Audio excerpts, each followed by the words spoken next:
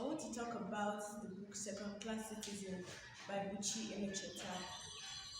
The book Second Class Citizen is all about a girl named Ada. She was a girl with many dreams. She wanted to fulfill her dreams. First, starting with attending school.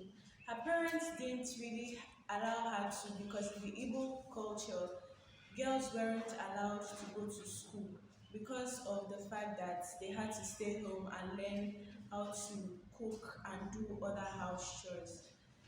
She had to sneak out of the house and attend school. Later on, her father allowed her to attend a better one since she had already caused some troubles by sneaking out of the house. Then her father died. When her father died, when her father died, she had to live with her uncle who maltreated her. Then when while living with her uncle, she snuck out of the house to to write her common entrance examination and get a scholarship into a secondary school. Then she achieved what she wanted to. Later on, she discovered that to enter the university, a teenage girl wasn't allowed to alone, so she had to get married. Getting married, she got married to a man named Francis. He was kind-hearted when she met him. Then she got a job in a library where she was well paid, and she had a well paid job which was able to sustain her and her family. When she got her first pay, she shared her dreams of going to the UK with Francis. Then Francis told her that he would go first, then later on she could come over. She sent Francis to UK and sent him money to complete his education while in the UK. Later on, she had to convince her mother-in-law to allow her go to the UK.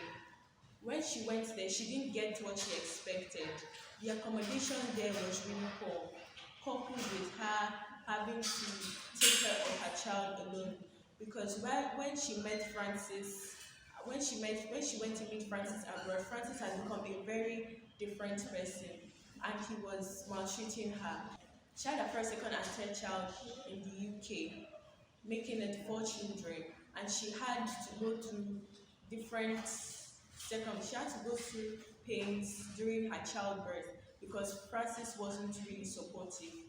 While she was in the UK, she got a librarian job first at the North Finchley Library, where she was well paid. She had to come out because of her pregnancy. Later on, she got another job at the Chalk Farm Library, where she made some friends. Then she shared her dreams, she shared her story with them and telling them that she wanted to write a story about her life. When she wrote a story about her life, Francis tore and burnt the manuscript. When he burnt the manuscript, they then separated and she filed for a divorce. The moral lessons from this story are we should learn to speak up or speak out whenever we have a problem, and we should learn to chase our dreams. Let us all be hopeful.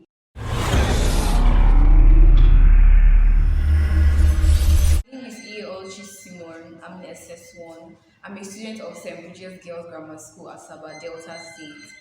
I'm here to talk on the poem written by Niyi Osudare, The Leader and the Led.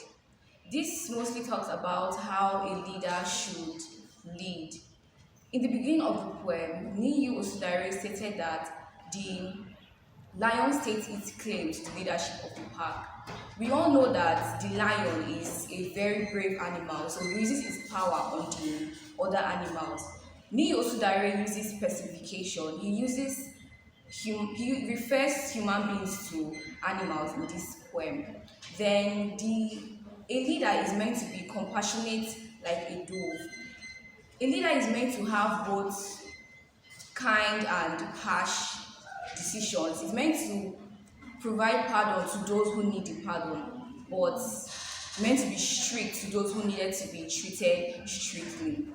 The moral lessons I learned from this is that a leader should also be a good follower.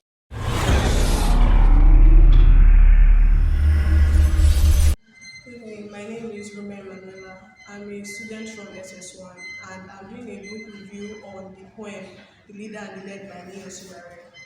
I'd like to begin this book review by explaining the background of the author, of the poet.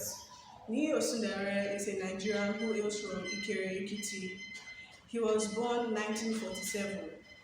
He's known in Africa for his open-mindedness when he's writing his literary works, which is proven to be true in one of his literary works, the poem The Leader and the Led. What me Osundare talks about in that poem is he's talking about the issue of leadership and followership in Nigeria and Africa at large. He first talks about using the lion. The lion states his claim to the leadership of the pack, and the antelope remember the ferocious pounds of his paws. This is saying that there are some leaders who just comes to the front of the masses and say that they are going to be leaders because of their strength or their bravery or because of their pride. The hyena are the people. The hyena represents the people who are like lions, but they just want to lead, not like there's anything. They feed on the hard work of other people. That's why the impala shudders at its bitter appetite, because it knows after all the hard work, the hyena will eat the hard work of the people. Then the giraffe craves a place in the front, but its eyes are too far from the ground. This symbolizes the people who want to be leaders, but they are disqualified because they do not look into the certain areas or what happens at the grassroots.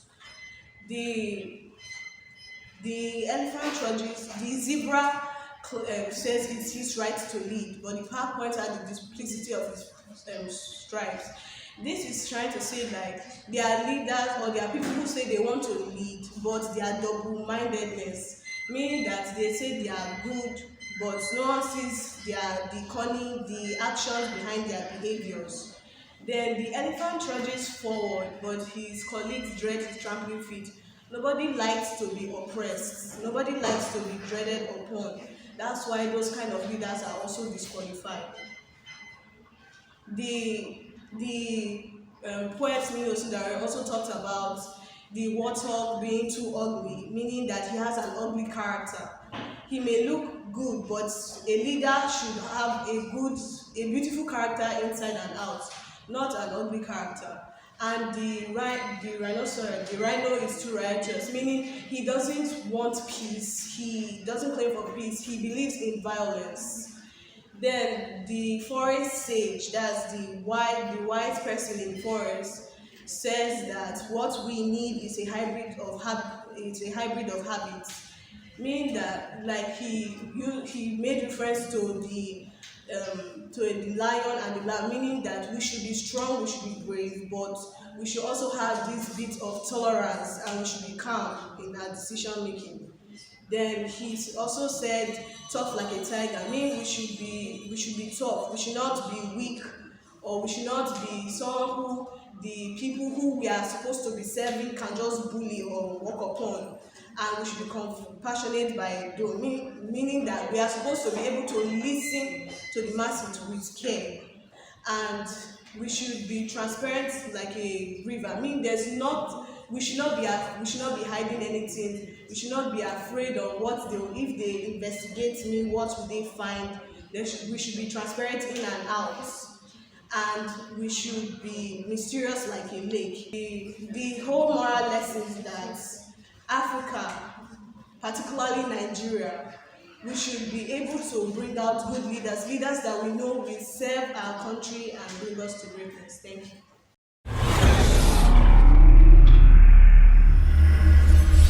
My name is Izon Chamabo. I'm an SS1 student of St. BRIGID'S GRILS GRAMMAR SCHOOL, Asaba, Delta State. I'll be talking on the novel Second Class Citizen by Richie Emecheta.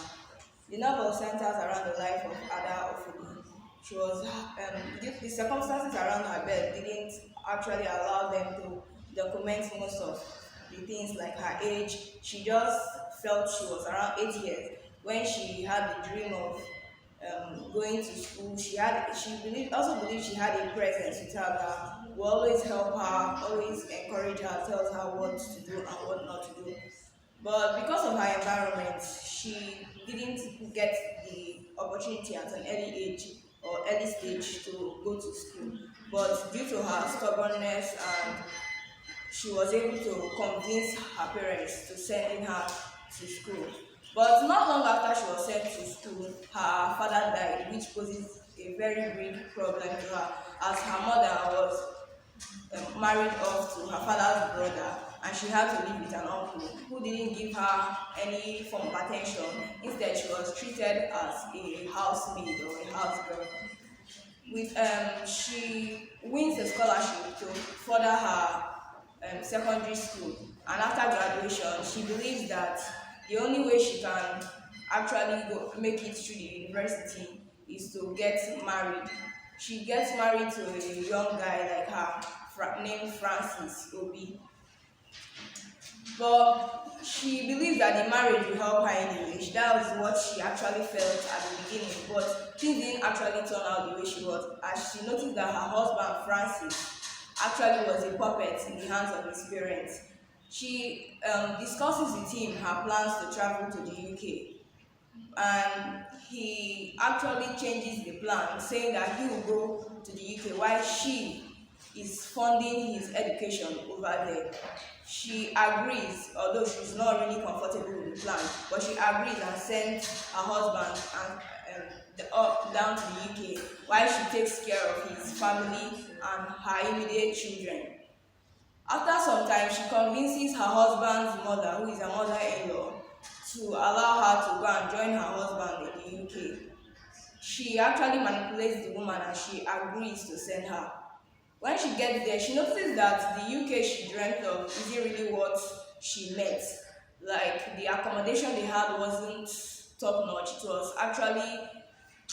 wasn't the best like she was expecting. And being that she was doing well, she was buoyant financially in Nigeria, she wasn't used to the setup that she met in UK, but she had to put up with it. Then she had a lot of pressure because it wasn't seen as a right thing for a black and African to stay with her children in the same home. They felt that as a second-class citizen who she has become because of her presence in the UK, she should send her children to foster parents to be taken care of, and she shouldn't look for a comfortable job. They felt that she should at least look for one of the factories to work in, which she didn't agree to.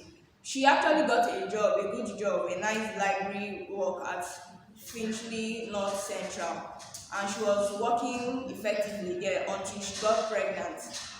Her getting pregnant, she had to leave the job, and we noticed that even before her pregnancy, Francis actually has stopped taking care of her. He doesn't give her much attention. He doesn't care. He's not even working to help the situation in the UK.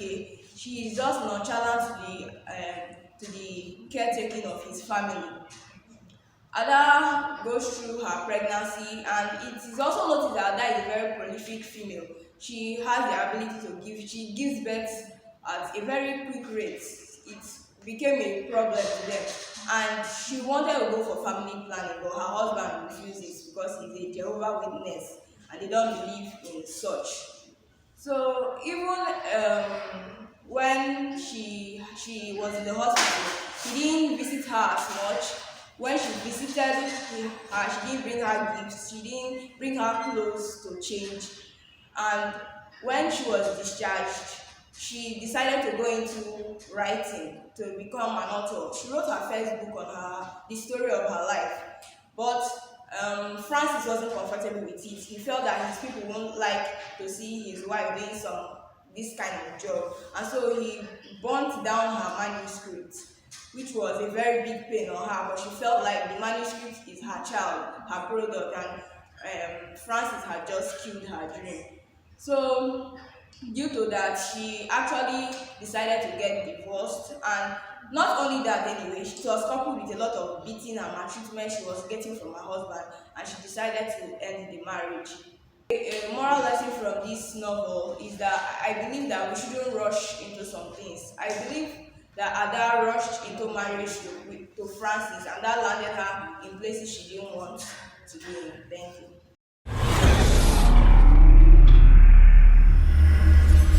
My name is Akizi Chelsea Gosiso, and I'm a student of St. Bridget's Girls Grammar School, Asaba, Delta State, and I'm in SS1 movie. I'm here to talk on the poem The Leader and the Led. But first, I would like to talk on the poet. Neo Sinare hails from Ekiti State. He was born in the year 1947. He attended the University of Ibadan, attended the Leeds University, England, and the University in Toronto, Canada. He's currently a professor of English in the New Orleans University in USA.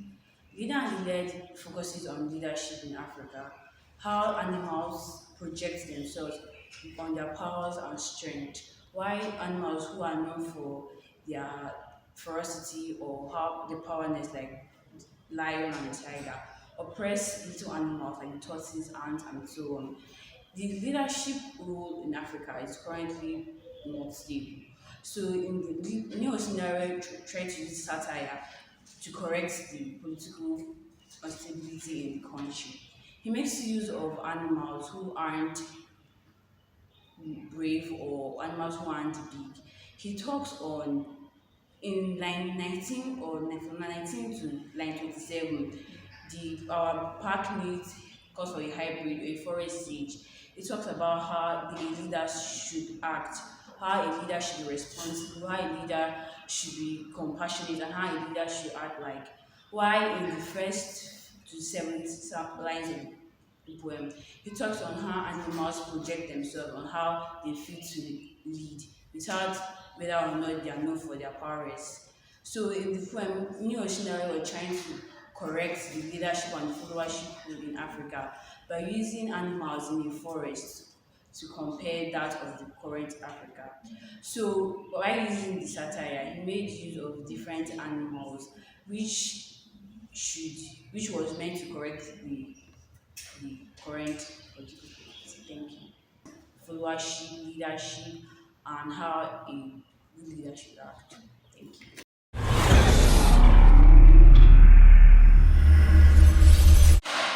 Okay, that's fine. My name is Ayuma Ogene Yoma. I am in SS1B of St. Bridget's Girls Grammar School, and I'm here to talk on the novel A Prose by Buchi Emecheta, Second Class Citizen. Second Class Citizen is a prose about Ada. Ada tells us about her childhood, about how her birth was a disappointment to her parents because they wanted the firstborn as a male child, and how she was also deprived from going to school while her younger brother was allowed to go to a good school. One day she sneaked out of the house by taking laws into her hands and ran to school. So when her parents found out she was missing and that police had apprehended her mother for child neglect, she was allowed then to go to school. So she shared her dreams with her classmates that she wanted to go to the United Kingdom. So she found her dream became blossomed, and she wanted to achieve this thanks to her dad. So her dreams were threatened when her father died, and she didn't she had to live with her uncle while her mother was inherited by her father's brother. She was allowed to go to school on the contrary that her bride price would be much, but that was not enough reason for her dad to be happy. She was maltreated and she did all the house chores and was not given any sympathy. One day she sneaked out of the house again to go and write her common entrance. She did it without the consent of her uncle. She got to the university and attended secondary school in Methodist Girls' School. When she went to the university, she realized that she couldn't attend school as a single girl, so she had to get married. So she got married to a man named Francis Udi, which was a rushed marriage, and also found out that Francis was like a puppet in his parents' hands. So she shared her dreams with Francis too about going to the United States, and Francis agreed that he too wanted to go. After discussion with his father, her dad was told that Francis would go first, while she would come later. After Francis left, she funded his education at the same time Francis' siblings' education. So later on, she tried to convince her mother-in-law that she wanted to go to the United States and be with Francis. Francis also persuaded her to come. So when she left, she realized that over there in UK was not the heaven that she dreamed of. She realized that the Francis hadn't told her about anything, about the low accommodation of blacks, the way they were treated as second-class citizens. When she got there, she realized that she was even sharing apartments with other people, and the room wasn't enough for her and her two children. She then became angry with Francis, but realized that Francis was a changed person since he was no longer under the roof of his parents. So she was no longer protected by her in-laws.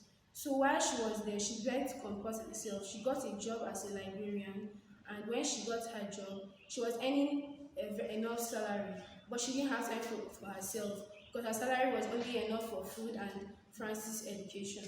She endured all this, the maltreatment from Francis. She also realized that Francis wasn't doing anything to help her. She was alone and felt cheated until she one day told Francis that she wouldn't fund his education, that the money she makes was for herself and for Francis. That was when Francis decided that he would then start to work. But then Ada had already refused to work.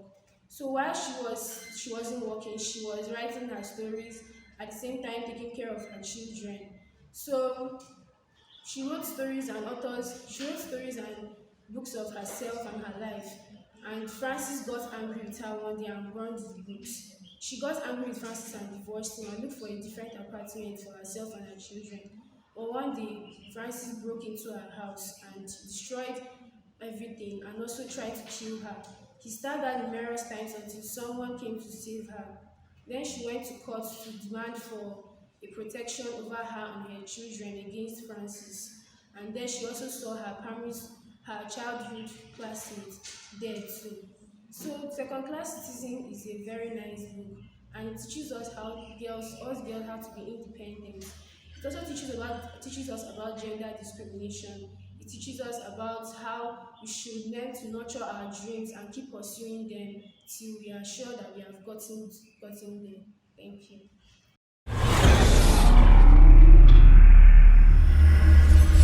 This is a follow lesson. I'm a student of St. BRIGID'S Grammar School and I'm in SS2. I'm here to talk about the book Animal Farm by George Orwell, 1954. The book Animal Farm was just expressing the unhappy animals in the farm that was headed by the farmer, Mr. Jones. The book talks about what happened in the farm, about how the animals are being maltreated, how their chickens lose their eggs every day, and how the horses have to work till they are tired before they can get any rest. The eldest pig in the farm then decides to hold a meeting to discuss all this, and at the end of the meeting, he concludes that the farmer must be removed. At the end of the day, some time later, Mr. Jones forgets to feed them, and the animals have to break into the storeroom to collect the food by themselves. When they get there, they start eating, and then Mr. Jones walks in and whips them with his cane and pursues them. But then the animals rebel against him and kick him out of the farm. Sometime later, Mr. Jones returns with 4 other farmers, signifying 4 other Russian countries, signifying 4 other leaders of their own countries: Japan, USA, Canada, and another country. When they got there, the animals then beat them and kicked them out of the farm, which leads to the beginning of the revolution. The farm animals there, pigs decide to help the farm animals there. And then the pigs start leading them because most of the animals in the farm are illiterate, and then they make their own rules. When they start obeying the rules, the pigs then go against the commandments that are written there. They go to the Mr. Jones' rooms and sleeps there.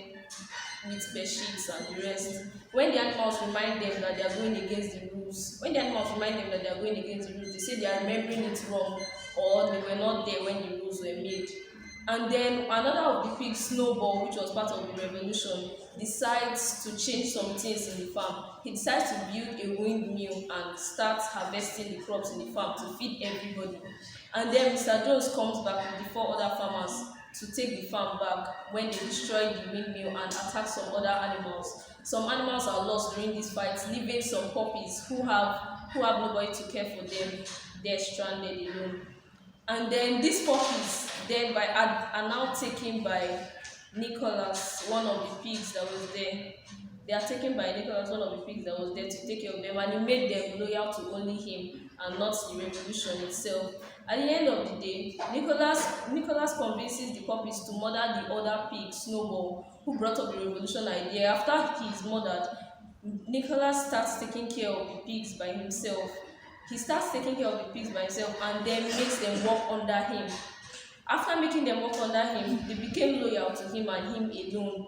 Then he sent them to do whatever he wants and started dressing like Farmer Jones. And then he started looking like Farmer Jones himself.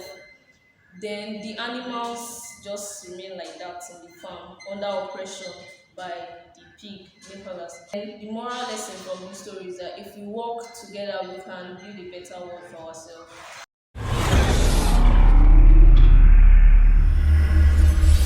My name is Tessie Princess Sweeney. I'm a student of SS2. I'm a student of St. Brigid's Girls Grammar School. I want to talk on The Leader and the Lead. The Leader and the Lead was written by Mimi Osundere, who was born in 1947 in Ekiti State. He studied in the University of Ibadan. His poems are centered on Nigeria's oral traditions. The poem is a fable which talks on animals which represent human beings and their desire to live. The poem starts with the lion. The lion takes his claim to the leadership of the pack, but the antelope remembers the ferocious plans of the pack. The lion is being disqualified because of the ferocious plans of his paws and how he can oppress other little animals.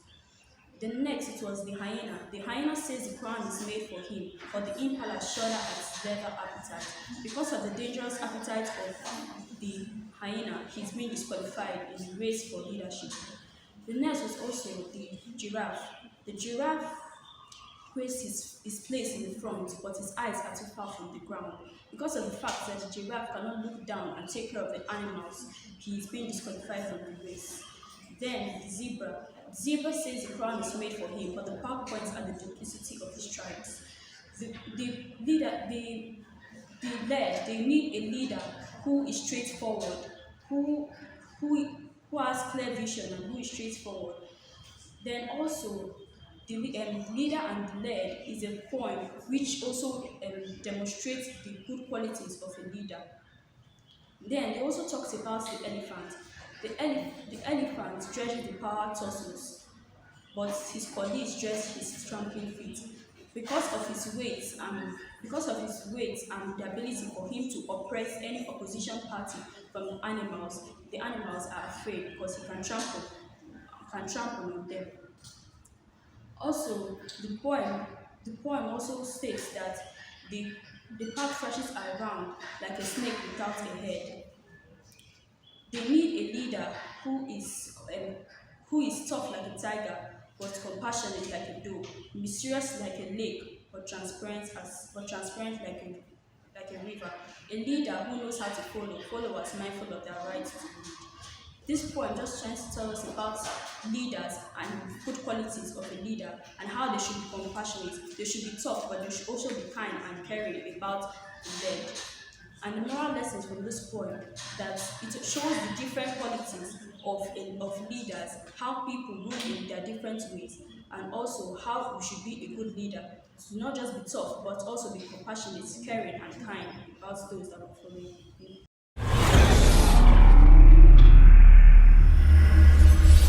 My name is Nomike Manuela. I'm a student of St. Brigid's Girls Grammar School and SS2. I want to talk about the novel The Leader and the Led. This novel was written by one of the most prolific writers in literature's history, George Orwell. This novel, it focuses on the Russian Civil War held in 1917, or rather, that occurred in 1917. This novel x-rays oppression, poor leadership, poor followership too, and many other societal problems in different strata of society. Um, the novel uses an animal farm as a setting. In this farm, the head of the farm, Mr. Jones, he represents the Russian leader who, according to the author, was incompetent and oppressive. He was a tyrant. He oppressed most of the citizens. He was quite an incompetent leader. He lost the Japanese War. He did make so many other wrong things. The animals in the pen or in the barn, they represent the followers, the citizens. These citizens, or the animals here, they decided to gather. They had had enough. They had had enough of the oppression from Mr. Jones. He takes what he wants from them. He doesn't care about them. All he wants is what they can give him, what they can produce that gives him money. The animals one night decided, they gathered, the oldest among them, Old Major. He gathered them all and explained to them. He advised them, he explained to them all the wrong that was being done to them, how they could go about it. He identified every one of them, identified the wrong that was done to them. He made them understand that what was going on in their surrounding the farm was wrong, and they have to do something about it.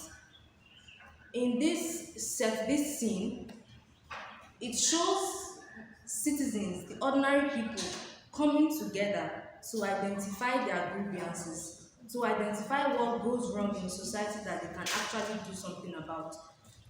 It shows cooperation among ordinary citizens. It shows peace. It shows coexistence among citizens, reasoning together to get something out of that gathering, to get good results from their gathering. The animals decide to revolt against Mr. Jones, to fight for their right, to take what belongs to them. They revolt against Mr. Jones and they succeed. When they succeed and they manage to chase Mr. Jones away from the farm. While Mr. Jones is gone, they decide to take over the farm.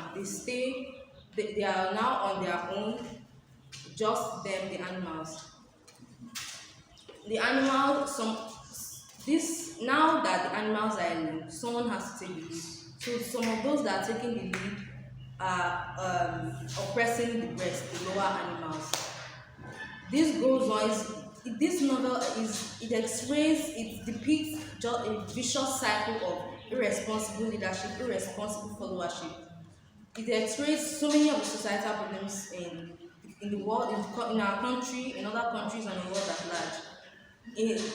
What I can take from this novel, the moral lesson I can take, is that no matter what strata of the society we are, we should strive to be good followers and good leaders. Leaders should do their best to lead their citizens, their followers right. The followers should also cooperate, and when they are in positions of leadership, they should also do the right thing, what would be best for everybody. Thank you.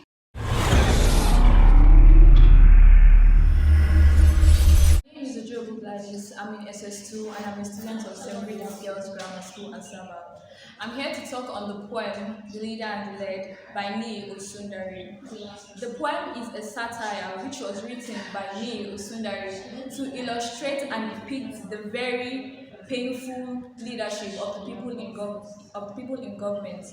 In as much as Africa and Nigeria is a country and continent that practices the democratic system of government, people do not have the freedom of expression as much. So people like Nii Osundari uses poetry and some others who may use prose, drama, and the rest to express themselves. First of all, the poet uses animals due to the criteria of their strength and their size to depict the leadership, and the rule in government. During the election time, just as that in the jungle, the people project themselves, some because they have all it takes, such as money, good character, good courage, and charisma, while some people just project themselves because they have access to things like presidential forms, which they are not supposed to have access to due to their influence and affluence.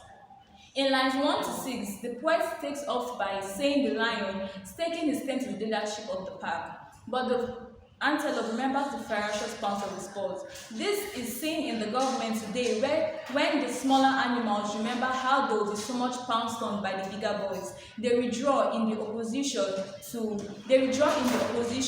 of the other bigger boys.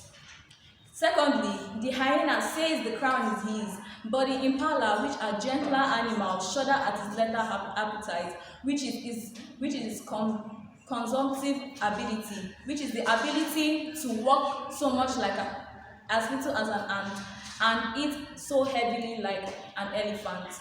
In line 7 to 10, the giraffe is next in line.